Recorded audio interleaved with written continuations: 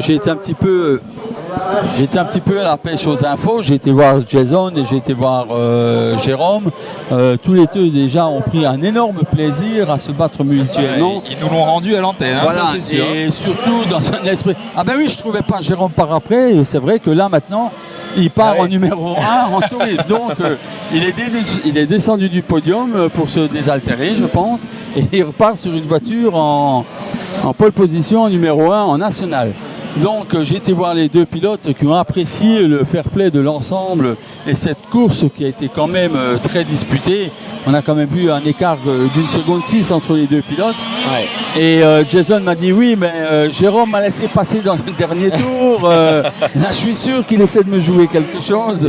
Non, je jouais avec moi dans la dernière finale. Non, il t'a laissé passer par fair play. Allez, ils se mettent un peu la pression mutuellement. Et donc j'ai été voir Jérôme et le ressort d'embrayage cassé dans les deux derniers tours. Tout s'explique. Voilà. Donc là, nous sommes au départ de la finale, nationale. On attend la bataille Prévost-Barriot avec beaucoup de motivation. C'est parti. Et nous avons également bataille Hugo, hein, dans l'histoire, le petit jeune. Ah oui, Hugo qui part 3. Et qui est d'ailleurs 3e. Superbe départ. Voilà, magnifique déjà, ça va beaucoup plus vite là. Ah ouais. Donc on a Jérôme qui est en tête, suivi de Patrick Barriot. Jérôme, il a encore les doigts qui sont chauds. Ouais, là, c'est bon, la piste, je pense qu'il la connaît. Oui, moi aussi. Derrière, on a Patrick Barriot et Hugo qui vont se livrer une belle bataille.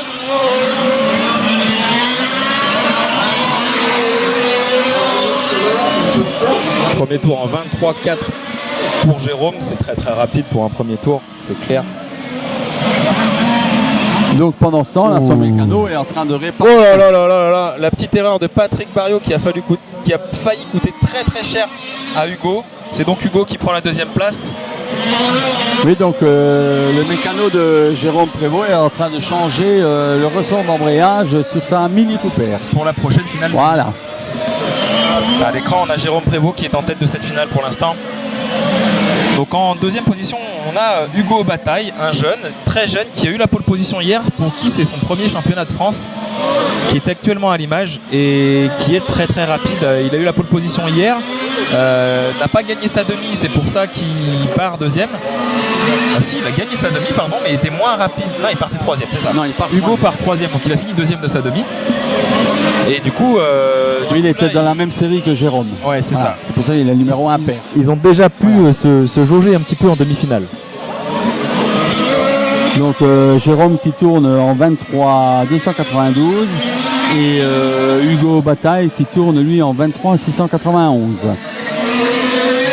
C'est rapide, hein. C'est les deux seuls qui sont en dessous des 24. Tiens, Provost Michael, préparateur moteur Hobby Center, qui est troisième. Pour la plupart, ils sont tous dans le même tour là pour le moment.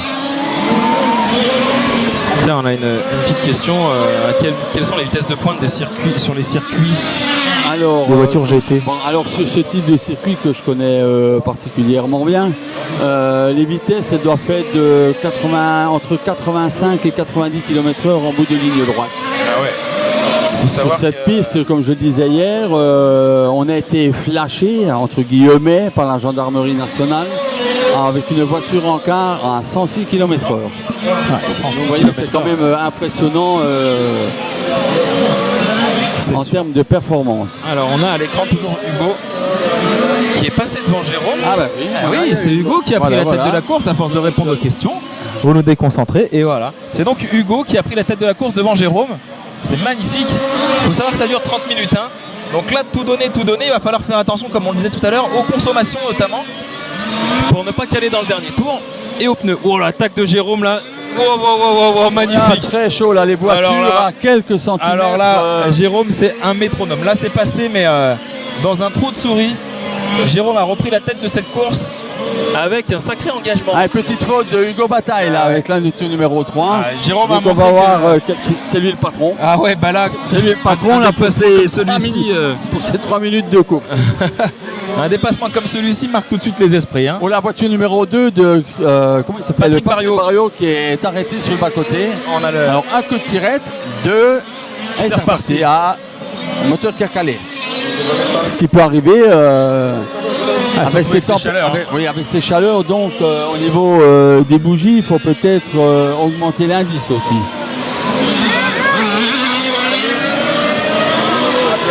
Saint-Michel. Pas demain.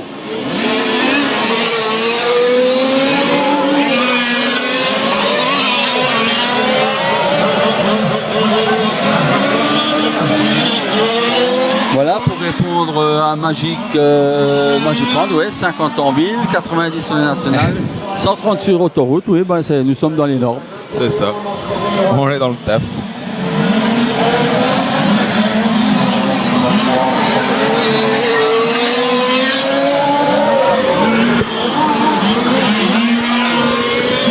Bon, on va peut-être un peu suivre l'évolution. Là, on les a on est à 5 minutes de course. 2-3 secondes. C'est Là. donc Jérôme qui est à la tête de la course. Un écart de 6 secondes là. Ouais. Entre la voiture numéro 1 et la voiture. Limite grandit. On voit Jérôme actuellement à l'écran qui passe devant nous. Hop. Et Hugo qui est à la voiture numéro 3 qui arrive à l'instant devant nous. Hop, il passe devant nous. Donc on va regarder l'écart. Il y a 6 secondes 9 maintenant. 6 secondes 9 d'écart entre les deux premiers pilotes. En 4e position, c'est Michael Provost qui est à 3 secondes de Hugo. Donc là, c'est une finale sur une seule manche. Hein. On est remonté des demi, tout, donc fait, tout se joue ici. Hein. C'est 30 minutes.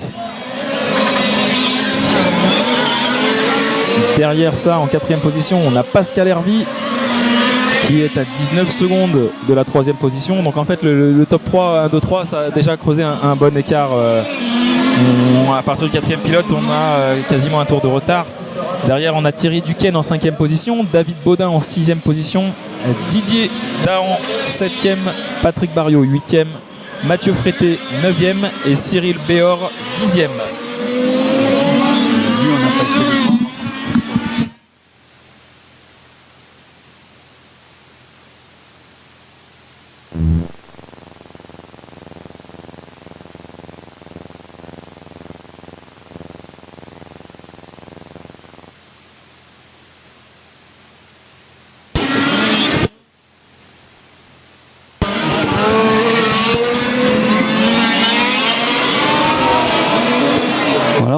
Un petit point là, après 6 minutes de course, la numéro 1 de Prévost Jérôme, 15 tours en 6.01 et la numéro 3 de Bataille Hugo dans le même tour en 6.08, un écart donc de, logiquement, on va attendre le pointage. On va attendre le passage exact. 6 secondes 5. Voilà, ça stabilise là pour le moment. Ça stabilise complètement. D'ailleurs Dominique, je vois que tu as le bonjour de Papa Triquet. Est-ce que ça te parle? Tout à fait, Papa Triquet. Ça fait un bail qu'on ne les a pas vus. Nous avons été adversaires, enfin avec nos fils respectifs. Ils ont été pilotes officiels chez nous, chez IPS. Il me semble qu'ils étaient encore un peu aidés par IPS. Et donc ils ont émigré dans le sud de la France. Alors bonjour à la famille Triquet. Et bien c'est chose faite, c'est parfait. Alors revenons à la course, toujours Jérôme Prévost en tête. On attend le passage du Hugo qui apparemment il a dû avoir un petit problème. Ah non, 7 secondes 1, ok, c'est le temps classique. Jérôme appuie un petit peu sur la gâchette avec un 22.8. Effectivement, un best lap en 22.8, c'est le premier temps à passer en dessous sous la barre des 23 secondes en course, donc c'est très très rapide hein, et c'est son meilleur temps et c'est le dernier tour aussi, donc c'est assez régulier. Là il vient de nous faire un 24, on va voir si Hugo arrive à récupérer un peu de temps lorsque Jérôme fait un 24. Ah effectivement, 6 secondes 4, donc tout peut vraiment se jouer hein. Oui, surtout qu'il reste encore 20 minutes de course. 20 minutes de course, voilà. C'est très long, les voitures vont souffrir, il va pas falloir être gaz de partout tout le temps, donc une chose qui est agréable ici, c'est qu'on a un petit vent. Ça y est, et c'est levé. Voilà, et disons que sur le podium également, les pilotes n'ont pas le soleil en face d'eux, ils sont protégés. C'est une bonne chose aussi. Tout a été réfléchi à la construction de la piste, j'imagine. Voilà, encore un dépassement très chaud de Jérôme là sur le pilote numéro 5 de Thierry Duquesne. Justement, Thierry Duquesne que la famille Triquet connaît bien.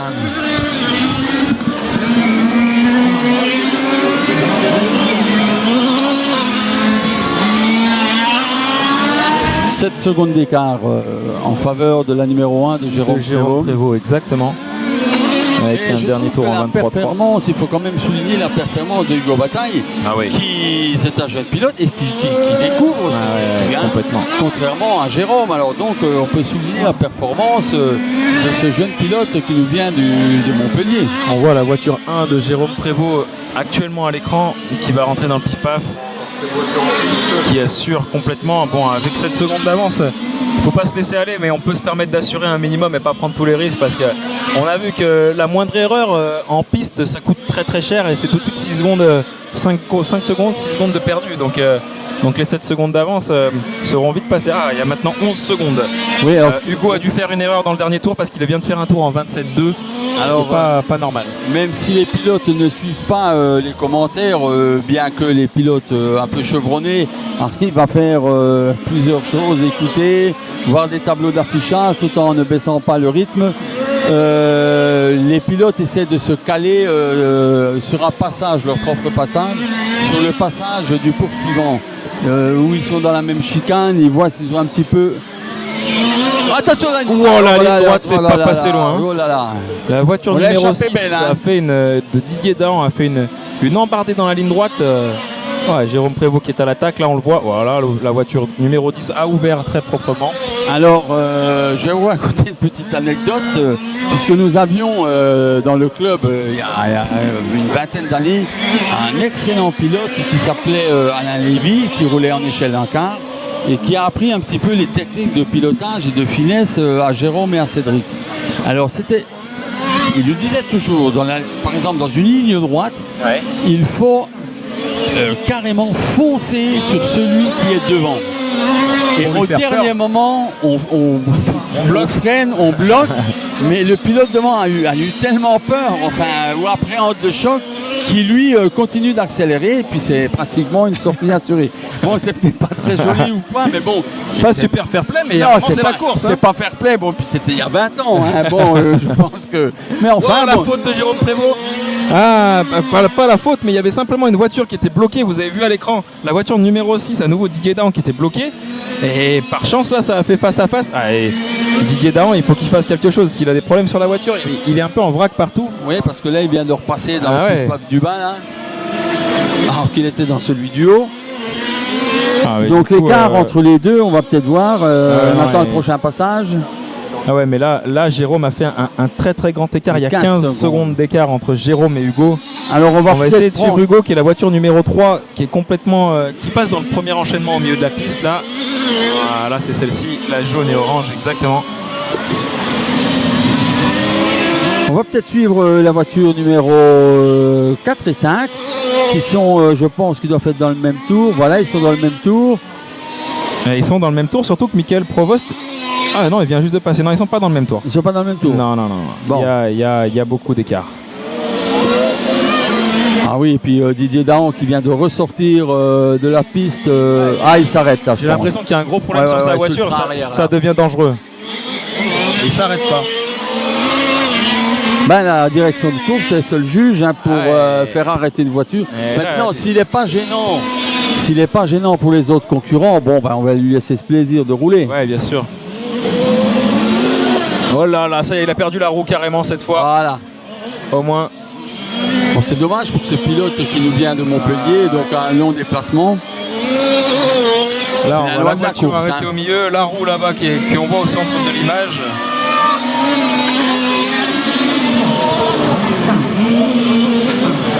Pendant ce temps, Jérôme Prévost creuse l'écart sur Hugo. Il y a maintenant 13 secondes d'écart au dernier pointage.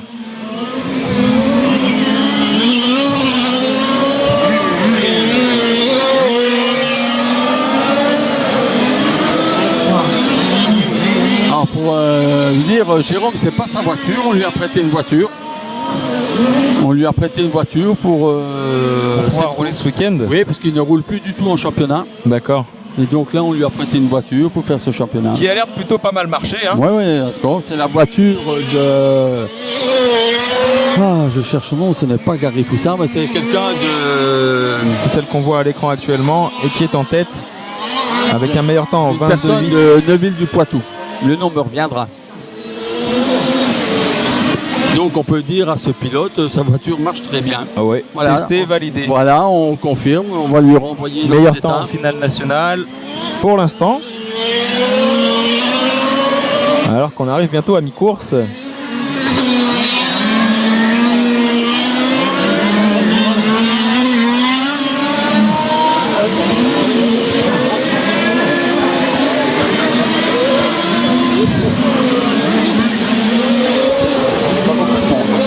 Non.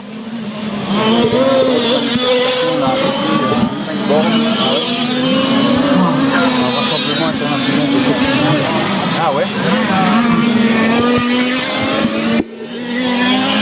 Allez, on est toujours...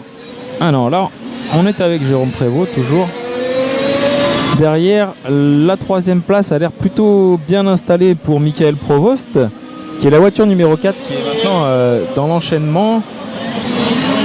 On va le voir arriver. C'est la voiture numéro 4, là, juste après. Voilà, c'est celle-ci, là, la blanche et bleue. Ça, c'est Michael Provost en 3e position, qui tourne actuellement en 23.4 en meilleur temps. En 4e position, c'est Thierry Duquesne qui a un tour de retard sur Michael Provost. Donc en gros, c'est vraiment la guerre entre Jérôme et Hugo qui sont à peu près dans... Enfin, non, ils sont plus du tout... et Jérôme va quasiment bientôt prendre un tour à Hugo, fais voir. Ah bah oui, on les voit à l'image là. Et ils arrivent dans le pif-paf là. On a Hugo et Jérôme qui est juste derrière. Jérôme va prendre un tour à Hugo qui est en 2e position. Voilà, là vous avez Jérôme à l'image. Et la voiture juste devant, c'est Hugo Bataille qui, voilà, qui est actuellement second. Une ligne droite d'écart. Donc en temps au tour, ça nous donne 23,6 pour Jérôme et 23,8 pour Hugo Bataille. Donc là, pour le moment, il prend 2 dixièmes au tour. Il y a 21 secondes d'écart. Ah ouais, ça va très très vite dans la ligne droite. Je pense que pour un premier championnat de France, une 2e place pour Hugo, c'est quand même... Non, mais tout à fait, très beau. Pour relever la... Et à un moment donné, il va falloir sûrement que Hugo se dise, bon, je vais laisser passer. Waouh, faudrait pas casser le matériel quand même. Voilà, une petite erreur, donc un tour d'avance maintenant pour Jérôme.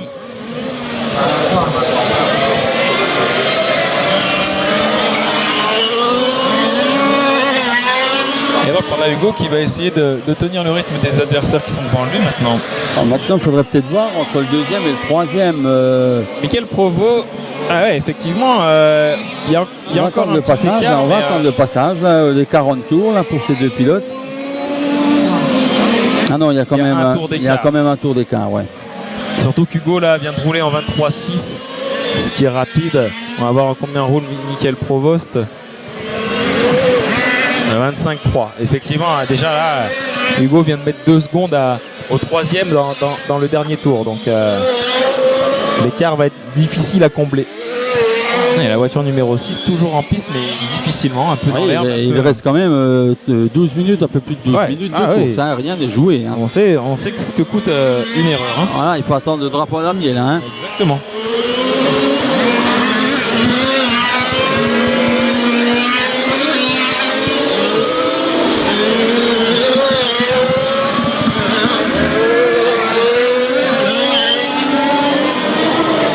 Je crois qu'on a été abandonné par nos compatriotes de Théo. Là, hein, il y a Max qui est là-haut, qu'on ne voit pas sur son échelle, qui filme bien sûr. Ouais. C'est lui qui est le cadreur. Et Adri, il a dû partir. J'ai vu partir avec l'appareil photo. Je me demande s'il n'est pas allé faire 2-3 petites photos. Ah, la voiture, là, une roue qui vient de traverser la piste. Oh là, elle est arrêtée en bout de ligne droite. Voilà, et la roue est juste ici. Là, si on...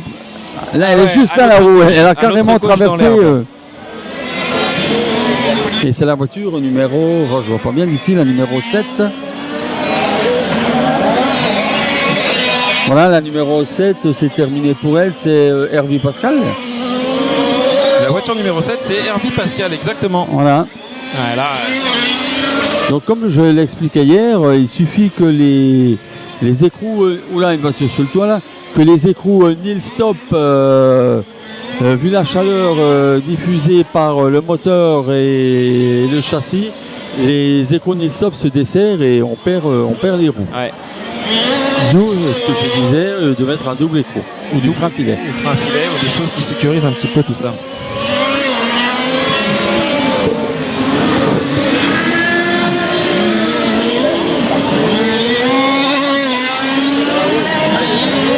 Alors c'est carrément l'axe. Il a encore l'écrou, mais il y a le cardan qui est venu avec, j'ai l'impression. C'est une roue arrière. Donc il a dû arracher, plutôt il a arraché sa transmission arrière. Donc il nous reste 7 pilotes en course.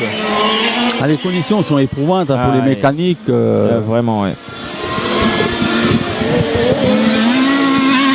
Bon, je tiens quand même à remercier Trackies Open pour leurs prestations qui nous font quand même, qui nous ont présenté. Surtout. On ne savait pas trop, on ne connaissait pas Trackies Open en termes techniques, mais je peux vous garantir, ce sont des professionnels, mais qui savent allier la convivialité. Super, c'est exactement ce qu'on essaye de transmettre. Non, mais c'est super. On ne peut que recommander trackiesopen.com. C'est très très sympa. Pour voir toutes les courses qui sont diffusées en partenariat avec la FDRC. Et ça va continuer très prochainement. Tout à fait. Que des commentaires positifs d'ailleurs. Très très cool. Allez, en tête toujours Jérôme Prévost. Il reste moins de 10 minutes de course maintenant dans cette finale. On tourne toujours en 23,5, donc c'est très, très régulier, il n'y a pas de souci particulier. Il faut que la mécanique tienne.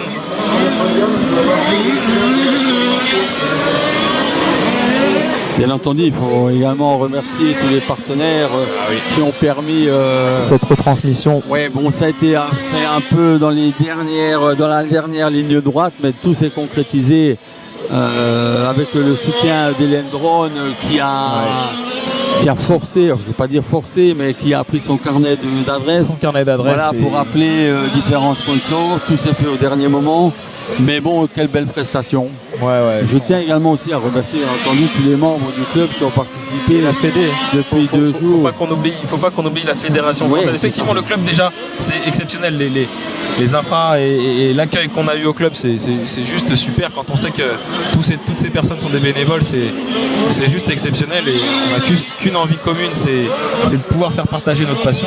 Et tout ce projet ne peut pas exister sans la Fédé. Donc la Fédé, on en entend du bien, du mal, on en entend de tout. Mais ce qui est sûr, c'est qu'aujourd'hui, ils sont passés d'un côté où ils soutiennent des projets nouveaux et je pense que c'est une très très bonne chose pour tout le monde. Voilà, il faut faire parfois, bon, je sais très bien que les licenciés rouspètent souvent après la Fédé, il y a ci, il y a ça, mais il y a quand même un travail en amont qui est fait. C'est un petit peu comme un iceberg, on voit la pointe, mais on ne voit pas du tout ce qui se passe en dessous. On a également eu le soutien de Vincent Régnier qui nous a soutenu et porté ce projet. Je crois qu'on peut aussi le remercier. Vincent, responsable de la communication au sein de la fédération. Voilà, et puis je crois qu'aujourd'hui il n'a pas pu être là, mais je crois qu'il est au 29 du championnat du monde. Il est à Monteux. Voilà, c'est ça, il est de cette région, donc c'est un peu compréhensible. Voilà, donc il reste quand même 7 minutes de course. Les positions, la numéro 1, Jérôme Prévost, 55 tours.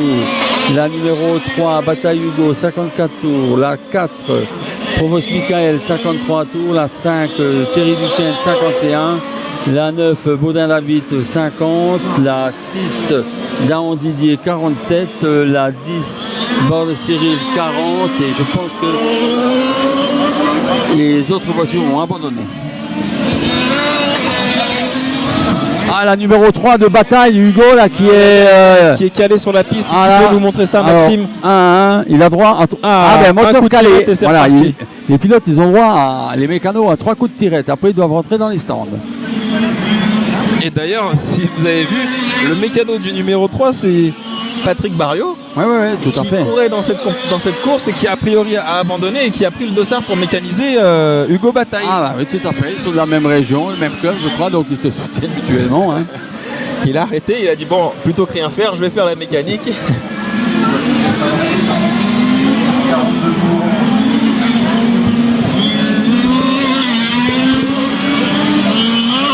Et alors qu'on a nos nos youtubeurs qui sont en train de faire des petites discussions entre eux. Ah bon? Ouais. Si on peut se mêler à la conversation, c'est volontiers. Je sais pas ce qu'il y aura.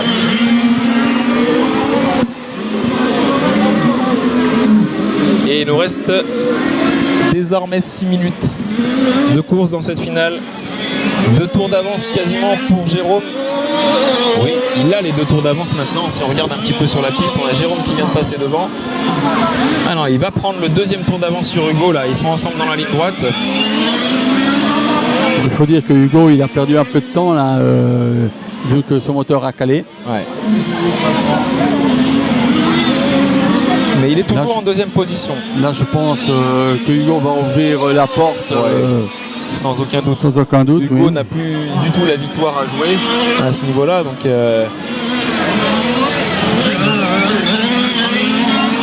et devant Hugo, il faut savoir que c'est la 3e place du numéro 4, Michael Provost. Donc en gros, donc on peut figer les places là, dès maintenant pour ne pas tomber en panne d'essence. Voilà. Là, c'est justement maintenant, c'est une question de stratégie. Voilà, Hugo a laissé pour passer. Jérôme, il peut baisser le rythme.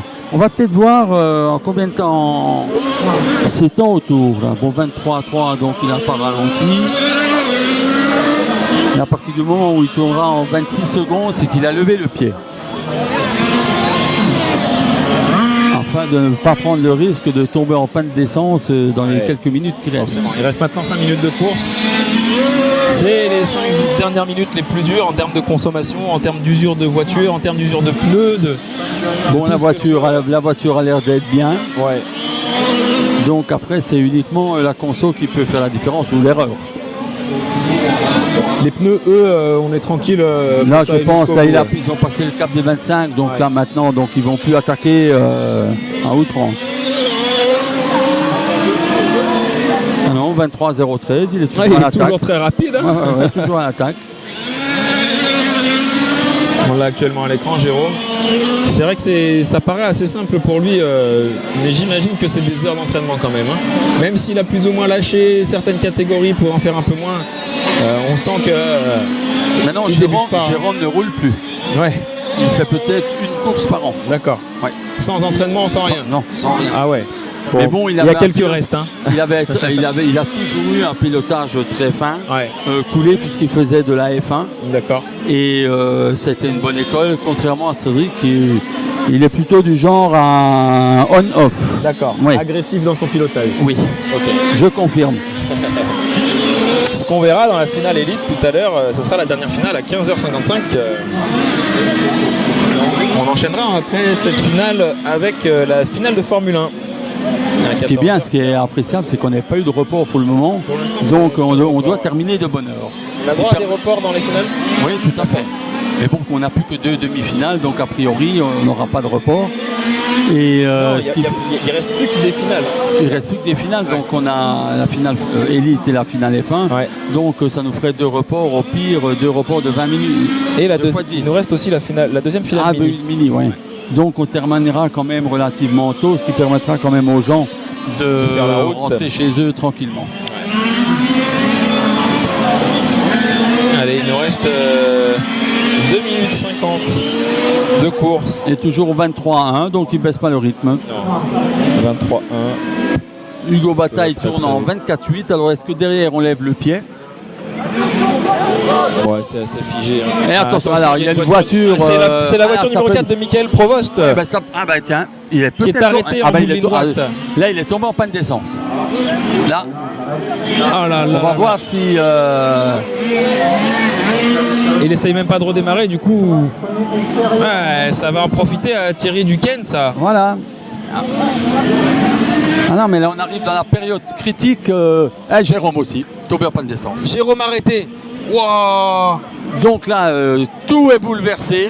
Le classement est complètement bouleversé. Alors là, Hugo, il faudrait vraiment qu'il calme pour finir deuxième, parce qu'il ne faudrait pas qu'il tombe en panne aussi, lui aussi, avant d'avoir rattrapé les temps de Jérôme. Hein. Il vaudrait mieux qu'il calme et qu'il fasse 2 tours s'il veut remporter la finale. Mais alors, on fait quoi là? On accélère ou on se calme? Ah bah là, il faut calmer. Moi, si j'étais Hugo, il n'y a plus qu'à calmer pour boucler les 2 tours qui lui restent. Hein. Parce qu'il a beaucoup de risques de tomber en panne. 44-8, ça doit passer. Non, mais en niveau temps, ça passe. Ouais. Mais il faut pas qu'il cale avant. Hein. Ah bah encore une voiture d'arrêté. C'est l'hécatombe. Ah non, il repart. Non, Thierry Duquesne, c'est terminé. Oh, Voilà, 3 abandons, les 3 têtes de... Waouh. On a Hugo Bataille là qui est actuellement en piste, que l'on voit à l'écran, qui est en train de reprendre la première position s'il finit ce tour, s'il arrive à passer sous la boucle sans caler. On va voir ça tout là, de suite. c'est l'hécatombe. Donc Jérôme Prévost toujours Et voilà, en tête. c'est Hugo Bataille qui vient de passer le 70e tour. Ça veut dire que là, il a course gagnée quoi qu'il arrive, parce qu'en une minute, personne ne pourra lui rattraper les tours manquants. Et la différence, et Jérôme Prévost doit garder la 2e place avec 4 tours d'avance avec sur 4 le tours 3e, d'avance. qui lui-même est tombé en pleine descence. Ça, c'est un scénario, ça. Baudin, la voiture numéro 9 est toujours en train de rouler. Eh ben, on en parlait. Une victoire pour Hugo Bataille pour son premier championnat de France. Plus que 4 voitures en piste. Plus que 4 voitures en piste. Oh, c'est dingue. Allez, j'ai un peu peur après tout à l'heure pour la finale élite. Ah oui. Là, ça va faire peur à tout le monde là. Hein. Oui, je pense qu'on doit cogiter Qu'est-ce qu'on là. va faire là? Oui, Qu'est-ce qu'on va faire? Ils sont beaucoup plus rapides. Parce que là, les pilotes ont calé à la 27e minute. Il restait quand même 3 minutes de course. Hein. Je suis un peu inquiet quand même. Ah oui, parce que 3 minutes, c'est pas on cale dans le dernier tour. Hein. 3 minutes, ça fait encore des tours. Hein. Voilà, donc on a toujours Hugo Bataille en numéro 1. Qui lui va aller au bout. Hein. Il lui reste là, à mon avis, 10 secondes même. Il est dans son dernier tour aussi. Voilà, là, donc c'est gagné pour lui. Ah ouais. Je pense qu'on peut le féliciter. Magnifique, hein. Il a eu une course peut-être d'attente, de régularité. Voilà. Et c'est fait. C'est fait. Il vient de franchir son 73e tour en 30 minutes 02. 30 minutes 02. C'est donc Jérôme Prévost qui va garder sa 2e place. Et par contre, c'est David Baudin qui est passé 3e. David Baudin qui termine 3e. Un bouleversement là dans les 3 dernières minutes et je peux vous garantir que la finale élite, ça va faire peur à plus d'un. On peut pas du tout prédire qui va gagner.